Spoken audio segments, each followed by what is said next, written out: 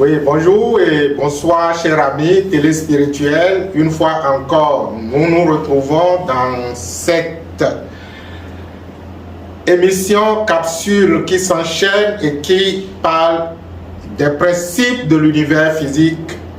La capsule précédente, on était au 4e principe et je vous avais conseillé déjà de vous abonner à la chaîne pour être dans la logique de la succession des capsules sur les principes de l'univers physique.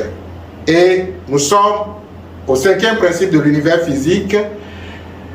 Je ne vais pas me faire le devoir, comme j'ai l'habitude de faire, de rappeler les principes précédents. Si vous êtes intéressé et que vous n'avez pas suivi le premier, le deuxième, le troisième et le 4e principe, vous pouvez faire toujours un retour en arrière.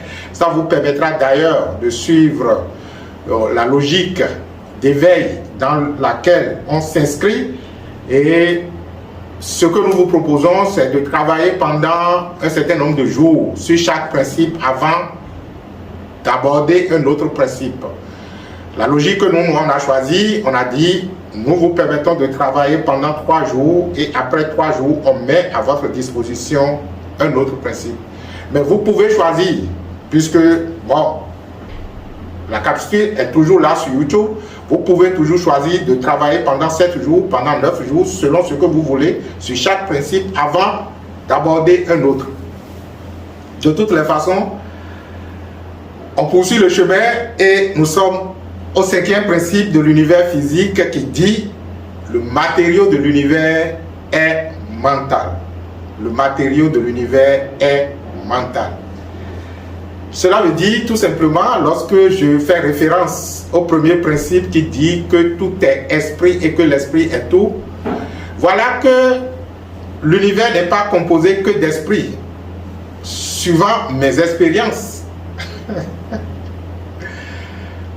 Alors, le 5e principe dit que le matériau de l'univers est mental. Cela veut tout simplement dire que si vous était possible d'enlever votre mental, vous constaterez tout simplement qu'il n'y a absolument rien dans l'univers.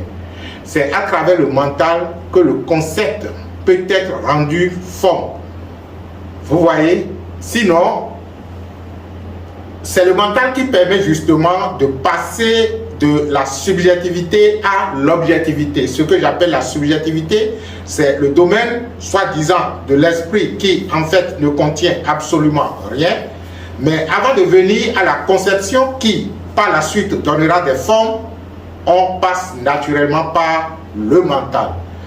Le problème aujourd'hui de l'humanité, c'est que notre intellect qui, physiquement parlant ou du point de vue, je vais dire, manipulation des idées, constitue l'autre partie de notre mental. Le problème aujourd'hui de l'humanité, c'est justement parce que l'intellect est mal utilisé. Et il est souvent dit que c'est vrai que le mental est un bon serviteur, mais il est un mauvais maître. Cela veut dire tout simplement que lorsque votre vie est prise en otage par votre mental, il vous conduit naturellement dans la déchéance. Parce que le mental, je vous l'ai dit, quand je dis le mental, je m'adresse au mental humain. Le mental humain est un bon serviteur. Tellement un bon serviteur que lorsqu'on arrive à l'apprivoiser, on peut penser ce que l'on veut. Mais lorsque vous faites une analyse de votre existence, vous allez constater que la plupart des pensées qui vous traversent l'esprit ne sont pas des pensées voulues. On dit alors que vous êtes dans l'automatisme des pensées inconscientes. Et il faut de véritables travaux sur soi, de véritables travaux sur soi, je vous l'ai dit, avant de parvenir à commencer donc par constater qu'en fait que vous êtes en mode automatique pensée. Sinon, on n'en a même pas conscience. Et lorsque vous n'en avez même pas conscience, ces pensées ou votre mental créent assez de dégâts dans votre existence. Le matériau de l'univers est mental. C'est-à-dire que seul le mental permet de passer de la conception à la forme de la conception à l'objectivité, passer donc de la subjectivité à l'objectivité, vous êtes obligé d'utiliser votre mental. Je ne dis pas obligé, c'est-à-dire que vous serez amené à utiliser votre mental. Alors, le modus operandi de ce principe dit quoi?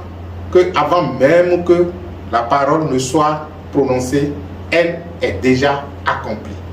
Cela veut dire que avant même que vous ne parliez de quelque chose, votre mental vous a déjà dévancé et en a déjà une conception.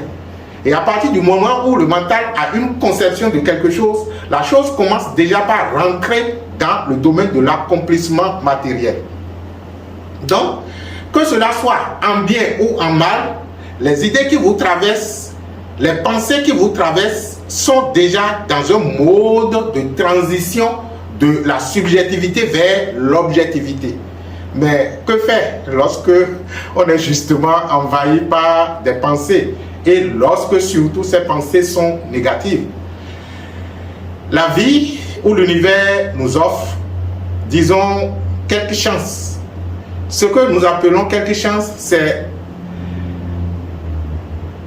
les idées ou les pensées ne sont objectives que lorsque nous les validons.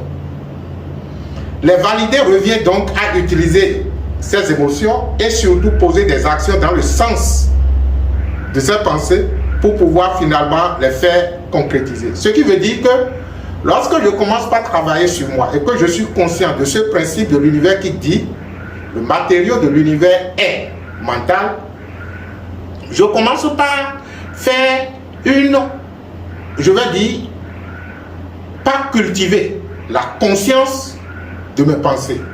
Je cultive la conscience de mes pensées de telle sorte que lorsqu'il y a une pensée qui ne m'agrée pas, je la laisse tout simplement aller dans le domaine de la pensée et je ne l'entretiens pas jusqu'à ce que finalement ça devienne une émotion pour finalement induire des actions à l'accomplissement. Je prends conscience alors que je peux choisir des pensées que je veux entretenir. Ok, d'accord, il y a disons, un millier de pensées qui me traversent. Mais le fait que les pensées sont en mode automatique ne signifie pas nécessairement leur accomplissement. C'est quand je leur accorde de l'attention, quand je permets à mon émotion ou à mes émotions de vivre ces pensées, que les émotions naturellement pourront induire des actions et par la suite à la concrétisation.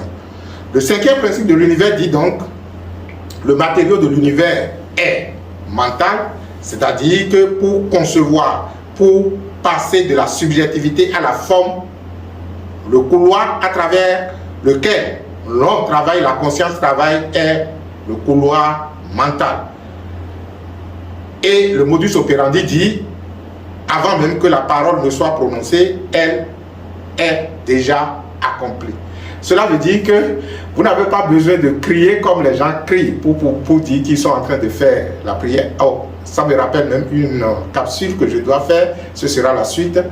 Pourquoi devons-nous éviter de prier? Donc, on n'a pas besoin de crier pour prononcer la parole. Même si vous murmurez, avant même que vous ne murmurez, l'Esprit de Dieu ou la vie a déjà entendu et elle travaille déjà à ce que cela ne soit manifesté. Voilà donc le cinquième principe de l'univers physique qui nous plonge dans la réalité de notre mental, qui nous plonge dans la réalité de nos pensées, qui nous plonge dans la réalité du fait que le matériel physique que vous voyez de l'univers, le matériau physique que vous voyez de l'univers a été conçu à partir du mental. Et lorsque vous supprimez votre mental, vous tombez donc dans un univers où il n'y a absolument rien du tout. Pour concevoir, Dieu lui-même a eu besoin d'une substance mentale. Le mental universel. Le problème aujourd'hui, c'est que le mental n'est pas utilisé, n'est pas dans son bon rôle.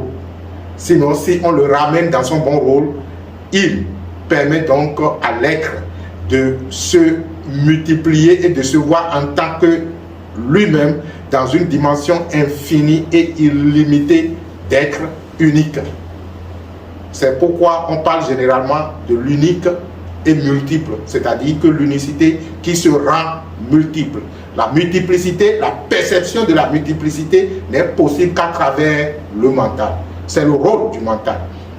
C'est-à-dire que le mental permet à l'unité de se voir multiple tout en étant elle. Mais lorsque le mental prend les règles du pouvoir à partir du peu qu'on lui a concédé, c'est l'être qui accorde disons le pouvoir ou la force au mental. Mais lorsque le mental se dissocie de l'être et s'érige en maître, c'est justement la catastrophe qui s'ensuit. C'est pourquoi justement l'humanité aujourd'hui a du mal à faire le pas suivant, parce que nous n'arrivons pas à nous dissocier de notre mental. Le pas vers la spiritualité, vers le réel, commence par la dissociation de son mental. Lorsque quelqu'un arrive à commencer par se dissocier de son mental, il commence par plonger ses racines dans l'être. Se dissocier de son mental, c'est justement commencer d'abord par observer ses pensées et de se dire, et pourtant, je ne suis pas ses pensées. Je ne suis pas mon mental. Si je ne suis pas mon mental et que je suis ce qui prend conscience du mental, je suis alors quoi? Je suis quelque chose que le mental ne peut pas définir. C'est pourquoi tous ceux qui sont parvenus à la grande réalisation, à la réalisation de l'être, ne retiennent qu'une seule formule. Je suis ce qui est. Je suis. C'est-à-dire l'être. Mais lorsqu'on commence par le définir, par le caricaturer, par lui faire choses là, c'est justement l'œuvre de votre mental. C'est pourquoi il nous arrive de dire que même Dieu a été inventé. Dieu a été inventé par votre mental. Sinon, il n'existe pas de Dieu. Ah, ne dites pas que je suis en train de blasphémer. Hein? Je dis tout simplement les choses telles qu'elles sont. Il n'y a qu'une seule réalité. Et si vous l'appelez Dieu, c'est une invention du mental. Je vous remercie d'être avec nous dans ce chemin d'éveil. Et nous sommes contents de constater que au fur et à mesure qu'on évolue sur le chemin, vous nous retrouvez nombreux et vous êtes intéressés. Ça nous fait bon au cœur et ça nous donne envie de faire plus qu'on ne peut. Merci à vous et que la bénédiction soit.